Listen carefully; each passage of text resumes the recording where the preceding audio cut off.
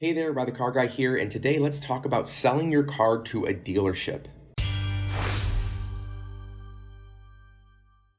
Now, I'm on the road, so bear with me. I'm sure the camera quality is kind of sucks, and so does the audio, I assume, but I wanted to get some content out to you guys. I thought of it. I have some spare time, so I wanted to shoot this video. I recently traded in my Chrysler 300, and there was such a massive disparity from one dealership to another that I wanted to kind of round up this video into 3 tips in selling your car to a dealership. Now, right off the bat, I know that this is not the best way to get the most money out of your vehicle. Private party is always going to bring a little bit more money, but I don't like dealing with other people. I don't like negotiating with individuals. I'd much rather deal with companies, so that's always the route that I take. Of the 66 cars that I've purchased, I would say well over 50 of them I traded in or sold back to a dealership. So I'm certainly no stranger to this process, but of the 3 tips, the first one seems pretty obvious, but it needs to be said.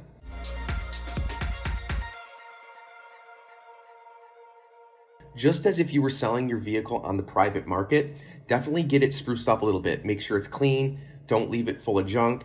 Just because they're a company doesn't mean they're not going to try to nickel and dime you to death as far as little things that need to get done. If you have the time, I would take this as far as fixing paint chips and fixing chips in windshields. Dealerships are going to find any reason to reduce the cost of your vehicle. So even if it's dirty, they're going to say, "Oh, we need to recondition this, and that's going to cost us $1,000 or whatever," and they'll knock it off the price of your vehicle. So tip number 1 is treat it like you're selling it on the private market. Clean it up, spruce it up. Try to impress them with how beautiful your trade-in is. Tip number 2 is about the new way of selling your car.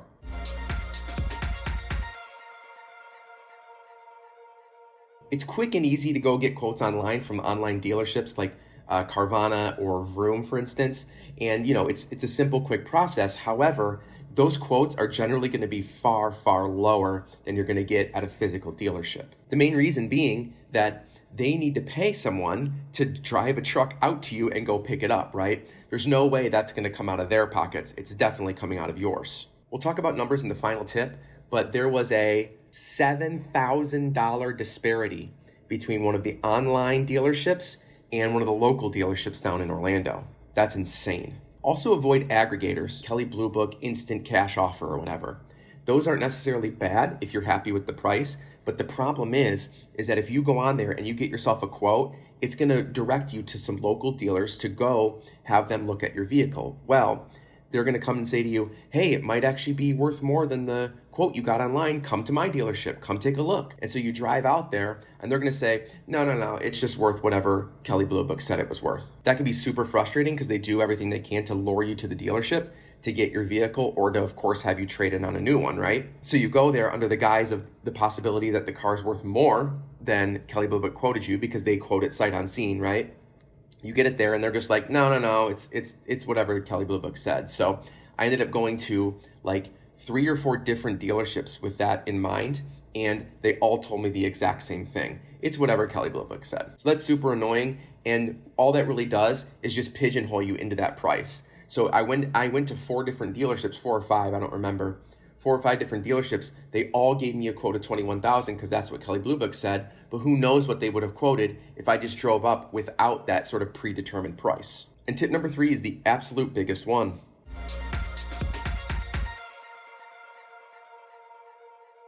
Don't just go to one dealership, get a quote, and then expect that that's what the value of your vehicle is. You can give yourself an idea of the value of the vehicle with the NADA and Kelley Blue Book to kind of give you a ballpark, but each dealership has different needs, and each dealership has different network sizes, and you go to one that has a nationwide network, your car might be worth a lot more there than it would be with a local dealership that just has 1 or 2 lots in the city. So even the Kelley Blue Book or the NADA could very well be, not terribly accurate. So let me give you an example of that now.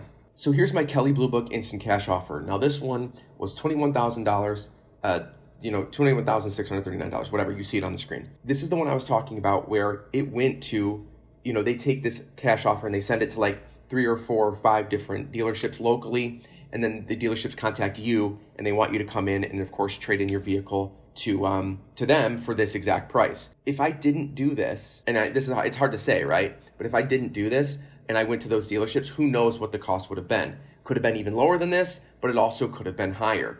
But the fact that I did this thing and then went to the dealerships that they recommended, it just pigeonholed me into this price. So of all the local dealerships I went to, this was the price that they gave me, $21,000. Vroom was even worse. Vroom is an online dealership. They gave me a quote of $19,000, so another $2,000 lower. There's certainly a beauty to this. They come to your house, they pick it up. You don't really have to lift a finger. That's all great and all, but to me, no way that's worth $2,000. Carvana was the absolute worst at $17,700. Absolutely no way I was going to give my car to Carvana just to for basically, even with the local dealerships, right? You're already talking about a $4,000 disparity. Then I got to thinking about large national chains.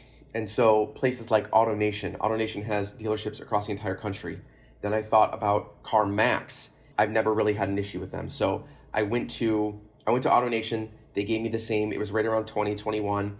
Then I went to CarMax, and CarMax in, I believe it was Sanford, Florida. They gave me a quote of $24,000.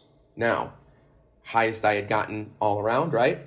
What is that? $7,000, almost $7,000 more than my lowest offer from Vroom. So simply by refusing to take crappy offers and running around town, and don't get me wrong, it was a lot of work. I probably put 150 miles on my car running to different dealerships getting quotes, but I would consider it worth it, right? I literally went from 17,000 to 19,000 to 21 to 24 just by putting in the legwork and running around town to find the best quote. Now here's the craziest part.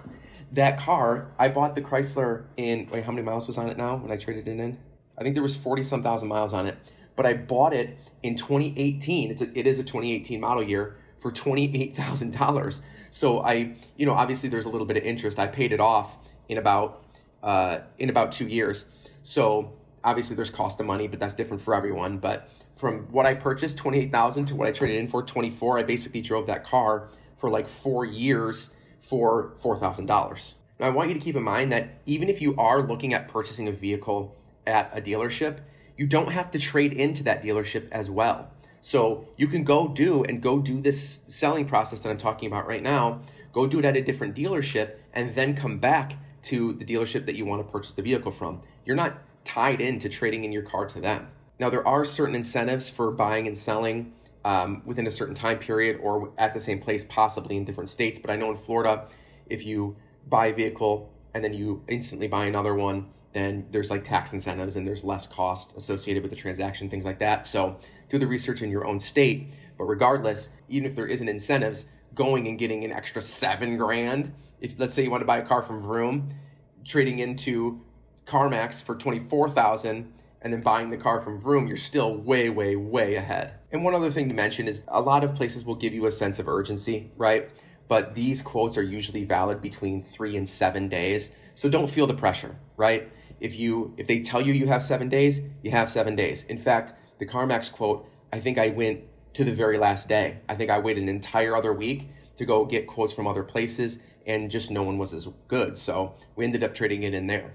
One other quick thing to note when you're trading in a vehicle, especially if you're trading in on one that you're purchasing at a dealership, like a 1-for-1, the net result is what's important. If they're saying, oh, we're going to give you $20,000 for your car and we want to charge you $30,000 for this car, and you say, well, I want $22,000 for my trade. And they say, well, we can't do that, but we can drop the $30,000 to $28,000. Well, that's the same thing, right? So sometimes people get hung up on wanting the most for their trade so they can like see the number on the sales sheet.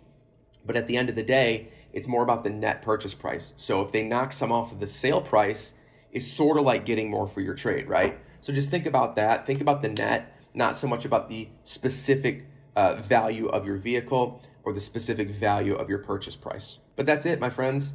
Down below, if you have experience with trading in your car or selling it to a dealership, definitely put the tips down below in the comments. Thank you for tolerating my travel setup. I hope that you found some value in this video. If you did, please click that like button. And of course, subscribe for more content like this, and we'll see you around.